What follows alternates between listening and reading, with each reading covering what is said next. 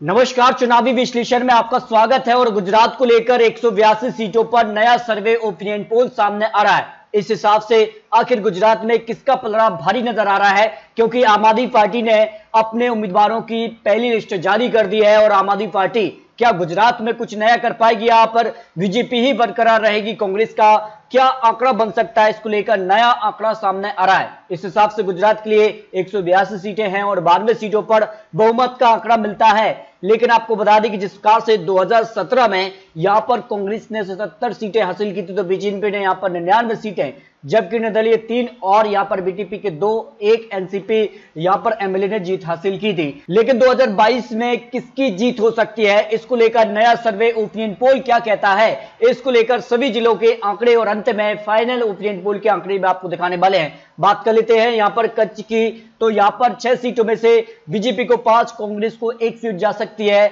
बनासकांठा की अगर बात की जाए तो 9 सीटें आती हैं और 9 सीटों में से भारतीय जनता पार्टी को 3 सीटें, कांग्रेस यहां पर मजबूत स्थिति में दिखाई दे रही। कांग्रेस को यहां पर 6 सीटें मिलने का अनुमान हो सकता है। गुजरात के अगले जिले की बात की जाए, पाटन से आती है 4 सीटें और यहां पर कांग्रेस बीजेपी में बिल्कुल बराबरी का मुकाबला देखने को मिल सकता है। 2-2 सीटें यहां पर जा सकती हैं। अगर बात की जाए महसाणा की, अगर 7 सीटों में से बीजेपी यहां पर काफी अच्छी स्थिति में दिखाई दे रही है और एक तरफा बीजेपी 6 सीट जीत सकती है, कांग्रेस को 1 सीट मिलने का अनुमान हो सकता है। बात की जाए साबरकांठा की, अगर 4 सीटों में, तो बीजेपी कांग्रेस यहां पर बराबरी की टक्कर देखने को मिल सकती है। बीजेपी को 2 सीट पर ही कांग्रेस जीत हासिल कर सकती है। अरावली की अगर बात की जाए 3 सीटें आती हैं और यहां पर बीजेपी 1 सीट, जबकि कांग्रेस यहां पर मजबूत स्थिति में दिखाई दे रही है। 2 सीटों पर कांग्रेस जीत हासिल कर सकती है। गांधीनगर की 5 सीटों में से बीजेपी 3, जबकि कांग्रेस को 2 सीटों पर जीत मिलने का ओपिनियन पोल अनुमान लगा रहा है। जो विश्लेषण यहां पर नया ओपिनियन पोल गुजरात की 182 सीटों पर निकल कर आ रहा है। जबकि अहमदाबाद काफी महत्वपूर्ण हो जाता है और अहमदाबाद की अगर बात की जाए तो 21 सीटों में से बीजेपी 16, जबकि कांग्रेस को 5 सीटें मिल सकती है। मोरबी की अगर बात की जाए 3 सीटों में से बीजेपी को 1 सीट, जबकि कांग्रेस यहां पर 2 सीटों पर जीत सकती है। राजकोट की अगर बात की जाए 8 सीटें आती है तो बीजेपी 6, जबकि कांग्रेस को 2 सीटों पर जीत मिलने का अनुमान यहां पर लगाया जा रहा है। जामनगर की अगर बात की जाए 5 सीटों में से बीजेपी को 2 सीटें, कांग्रेस यहां पर बीजेपी से ज्यादा जीत सकती है। 3 सीटों पर जीत मिलने का अनुमान हो सकता है। देवभूमि द्वारका की अगर बात की जाए 2 सीटें आते हैं और 2 सीटों में अगर बात की जाए बीजेपी कांग्रेस में बराबरी की टक्कर देखने को मिल सकती है। बात की जाए पोरबंदर की, तो पोरबंदर की 2 सीटों में से 1 सीट बीजेपी, जबकि 1 सीट यहां पर अन्य आम आदमी पार्टी के पक्ष में जाने का अनुमान हो सकता है।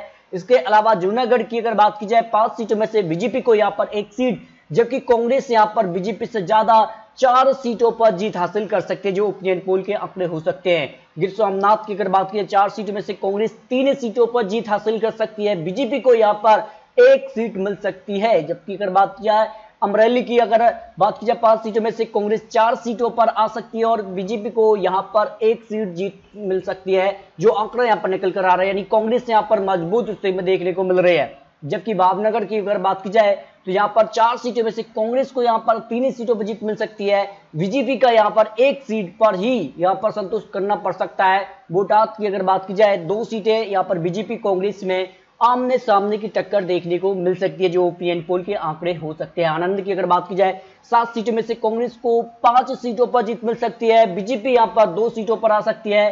खेड़ा की अगर बात की जाए तो 7 सीटें आती हैं, यहां पर बीजेपी को 4 सीटें, जबकि कांग्रेस को 3 सीटों पर जीत मिलने का अनुमान यहां पर हो सकता है। पंचमहल की बात कर लिया जाए तो यहां पर कांग्रेस को केवल 1 सीट, जबकि बीजेपी यहां पर काफी मजबूत स्थिति में दिखाई दे रही है। 4 सीटों पर कांग्रेस को यहां पर जीत मिलने की उम्मीद लगाई जा रही है। बात की जाए दाऊद की, अगर 6 सीटें, तो बीजेपी कांग्रेस में बिल्कुल बराबरी की टक्कर यहां पर देखने को मिल रही है। 3-3 सीटें यहां पर बढ़ सकती हैं। जो आंकड़ा यहां पर निकल कर आ रहा है। बड़ोदरा की अगर बात की जाए 10 सीटें, बीजेपी को 7 सीटों पर जीत मिल सकती है। बीजेपी बढ़त बना रही है बड़ोदरा में। जो उनका मजबूत वोट बैंक है वो एक बार फिर से यहां पर बीजेपी का साथ देता नजर आ, जबकि कांग्रेस को यहां पर 3 सीटों पर जीत मिल सकती है। छोटा उदयपुर की बात की जाए तो बीजेपी को यहां पर 1 सीट, जबकि कांग्रेस को 2 सीटों पर जीत मिलने का अनुमान हो सकता है। सूरत की 16 सीटों की बात की जाए तो कांग्रेस सिर्फ 2 सीटों पर आ सकती है। बीजेपी को बम्पर जीत मिल सकती है। सूरत में 13 सीटें, जबकि यहां पर 1 सीट अन्य के पक्ष में भी जा सकती है। नवसारी की बात की जाए तो यहां पर कांग्रेस को 1, जबकि बीजेपी को यहां पर 3 सीटें मिलने का अनुमान लगाया जा रहा है। वलसाड की अगर बात की जाए तो कांग्रेस को केवल 1 सीट, जबकि बीजेपी यहां पर काफी मजबूत दिखाई दे रही है। 4 सीटों पर बीजेपी को जीत मिल सकती है। तो इस तरह से अगर बात की जाए तो फाइनल ओपिनियन गुजरात की 182 सीटों में से बीजेपी 100 का आंकड़ा पार करती नजर आ रही है। 104 सीटों से ज्यादा सीटें यहां पर जीत सकती है जो आंकड़ा निकल रहा है, जबकि कांग्रेस 74 सीटें, अन्य की बात की जाए तो 4 सीटों पर अन्य भी जीत सकता है।